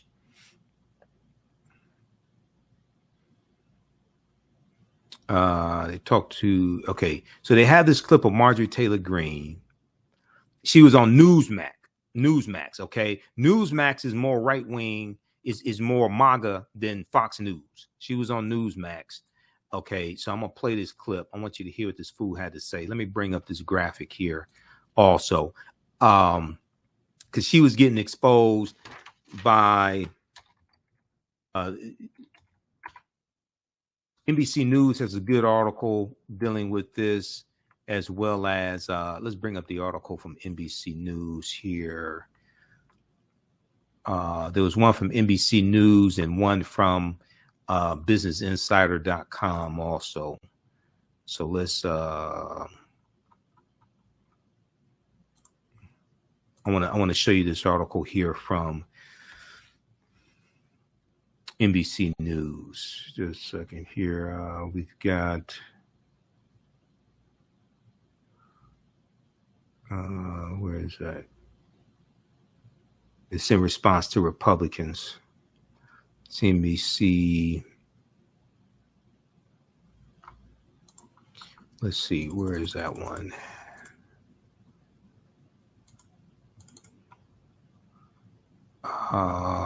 Okay, hold on. I'll bring it up here in just a second. Let me go to this clip.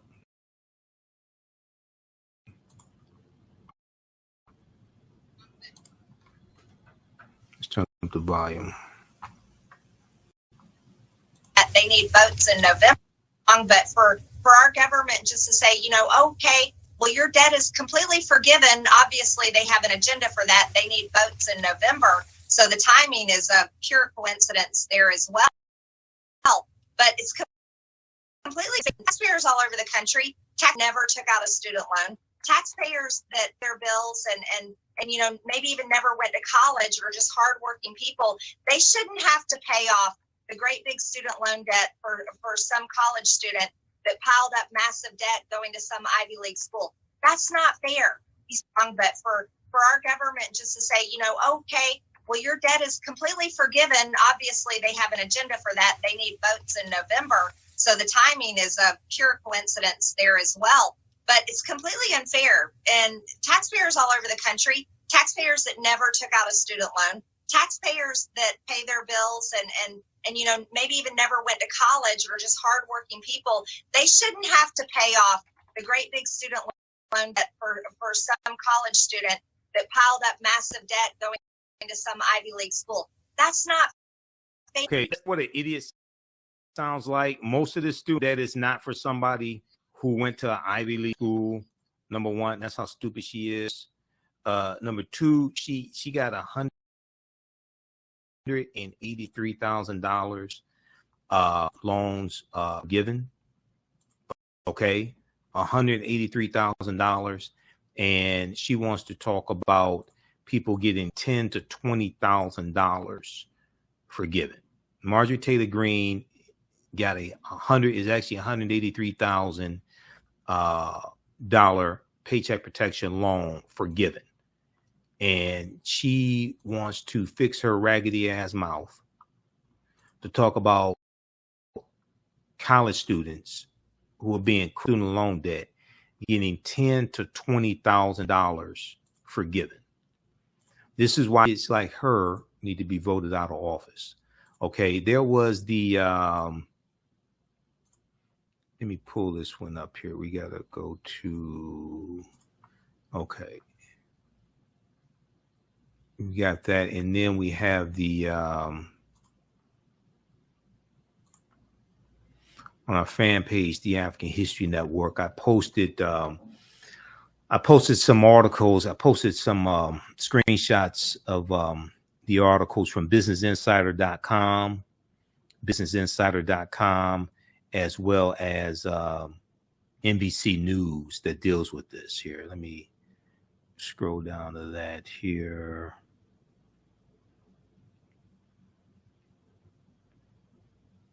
Okay, hold on. I want you to see this. I didn't get a chance to save it. I did the screenshot with my smartphone, so I did not get it. It's been hectic this weekend. I did not get a chance to save it to the hard drive of my computer.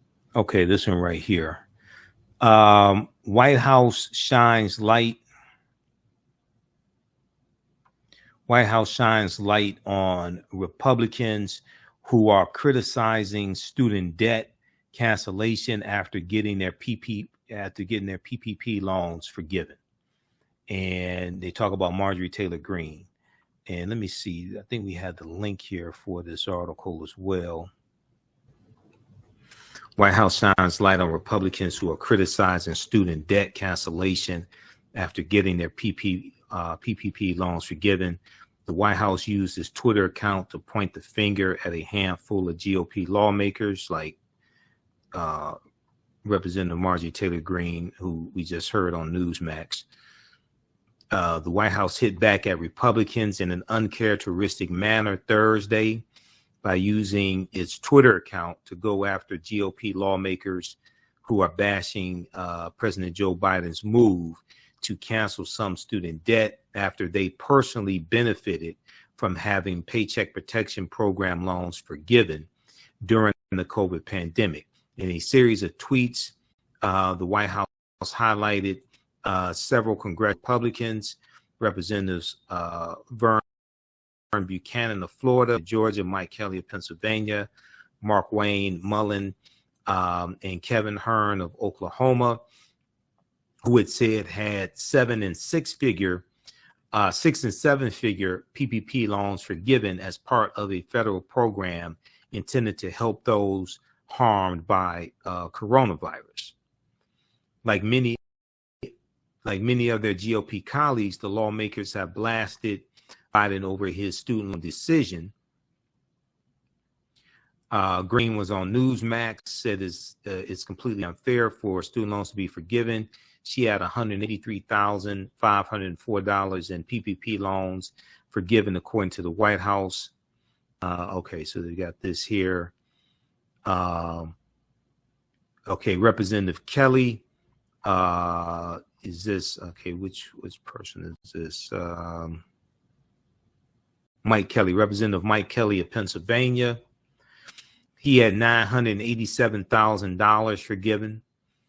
Kelly tweeted that Biden's move was poised to benefit Wall Street advisors at the cost of plumbers and carpenters. Now, what's interesting is that they don't talk about the fact that a lot of the students with student loan debt may have parents who are plumbers and carpenters who didn't go to college. So when you help out those students, you're helping out more than one person. You're helping out an entire family or multiple families. Could be multiple families.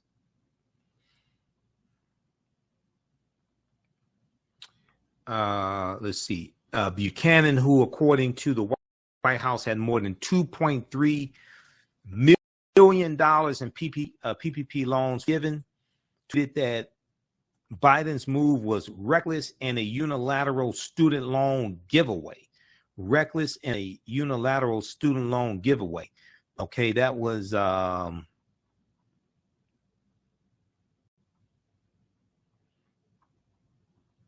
let's see, who was that? That was Buchanan. Representative Vern Buchanan of Florida. Okay, Representative Vern Buchanan of Florida, Republican, had $2.3 million in PPP loans forgiven, and he's complaining about people who get 10 to $10,000 to $20,000 in loans forgiven. He called it a unilateral student loan giveaway. He tweeted, as a blue-collar kid who worked his way through college, I know firsthand the sacrifices people make to receive an education. Yeah, but a lot of their families sacrificed, even who got student loans and Pell Grants. A lot of their families sacrificed to send them to college as well. He said Biden's reckless unilateral student loan giveaway is unfair to 87% of Americans without student loan debt and those who played by the rules. What makes you think because somebody has student loan debt, they didn't play by the rules? This is the type of nonsense that you're dealing with from Republicans. This is why they need to be. This is why Democrats need to maintain control of the House and the Senate and expand their margins in the House and the Senate. Okay, so read this article here from NBC News. White House shines light on Republicans who are criticizing student debt cancellation after getting their PPP loans forgiven.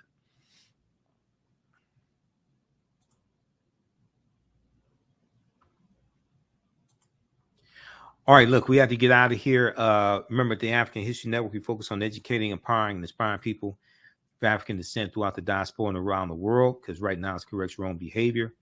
It's not over till we win Wakanda forever. Please support the African History Network, $ the AHN Show through Cash App and through PayPal, paypal.me/the AHN Show. And we have the information at our website, theafricanhistorynetwork.com also. All right, we'll talk to you next week. Peace. Hotep, everybody. Hey, this is Michael Imhotep, founder of the African History Network, host of the African History Network show. I'm a talk show host, researcher, lecturer, writer, and historian. And I want to give a special shout out to everybody who has attended the 11th annual Liberated Minds Black Homeschooling Education Expo. I just want to take a few minutes, and we had a great presentation that I did on Saturday. So I teach 2 online history classes. One on Saturday and one on Sunday. On Saturday, the class that I teach, normally 2 p.m. to 4 p.m. Eastern Standard Time, is called Ancient Kemet, the Moors, and the Ma'afa, Understanding the Transatlantic Slave Trade, what they didn't teach you in school. And this is normally a 10-week online class. We deal with thousands of years of history and what leads up to the transatlantic slave trade taking place. We can't start studying our history in slavery. Even when we study the transatlantic slave trade, which is important to study, we can't start in 1619 or in the 1440s with the Portuguese, when the Portuguese get involved in the transatlantic slave trade. We have to understand the history chronologically and deal with the 800-year occupation of Europe by the Africans known as the Moors, who entered into the Iberian Peninsula, today known as Spain and Portugal, from North Africa in 711 AD. When we discuss the transatlantic slave trade, we have to first understand that African people are the original people of North, Central, and South America and have been in the land we call the United States at least 51,700 years. Now, the second class I teach is on Sundays, normally 2 p.m. to 4 p.m. Eastern Standard Time. It's called From the Civil War to the Civil Rights Movement and Black Power, 1865 to 1968.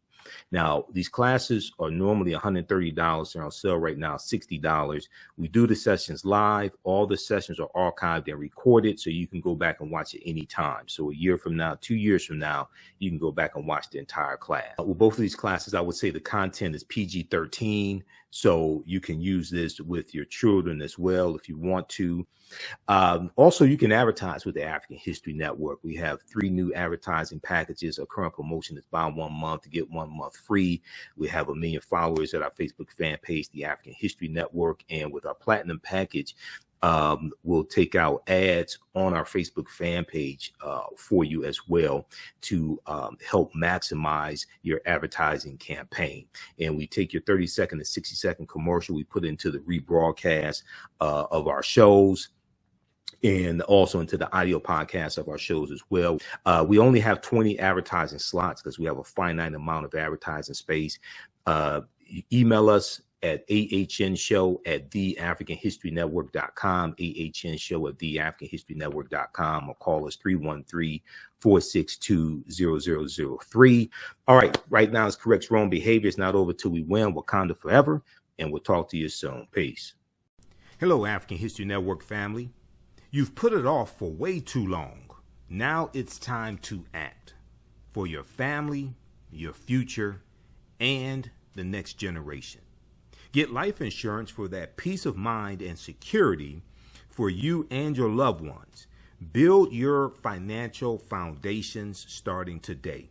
Your independent agent at Fortified Trust Life Brokers, with over a dozen strong A-rated life insurance companies to offer you the life protection you need when it comes to final expense, term life, whole life, mortgage protection, annuities, and more. They're currently licensed in Alabama, Georgia, and South Carolina. Don't let a pre-existing health condition hinder you from getting life insurance. You can get the affordable coverage you need today. Life insurance is only the beginning. Email them at Fortified Trust Life for a free fact sheet explaining the 5 basic building blocks for a strong financial foundation. It's their gift to you to help you fortify your future. Email them at fortifytl828@yahoo.com or call them at 706-339-5096 and leave a message. Fortify your future today.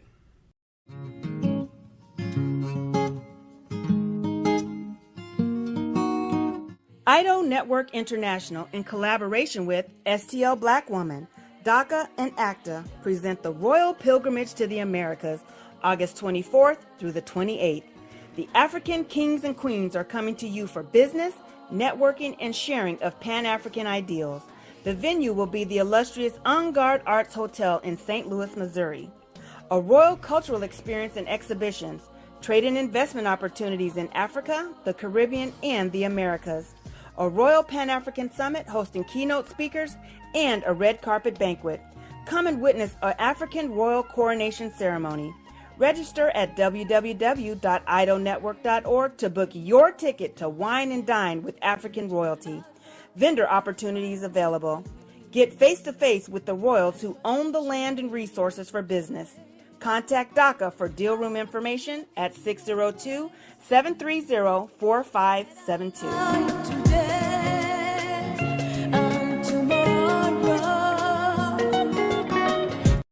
The work that I do is larger than the fashion industry. It's larger than the art world. And I believe that I was born to bring newness into this world. I'm Kaima McIntyre. I'm 24 years old and I'm an artist. I create everything from paintings to jewelry design, metaphysical jewelry to be specific, and fashion design. The only reason why my prom dress went viral is because people needed it. Within a few days of going viral, Notori Naughton reached out to me and she's like, I saw your dress, can you make me a dress? I was equally as shocked to be asked by a celebrity to design their dress at the age of 17. That's just one person, and the list just continues to go on, to Janet Jackson, to Tyra Banks. It really hits home. That means that the discussion is happening on the grounds in real time. iRedify is a Black-owned digital platform that showcases Black and Brown cultures and people. The books on the platform are written by African-American authors, Afro-Caribbean authors, African authors, and so much more. Kids 14 and under can read ebooks, listen to audiobooks, and complete learning activities. Kids can even write in the books digitally. Get unlimited access to everything on the platform for only $8.99 a month at iRedify.com. Sign up for your membership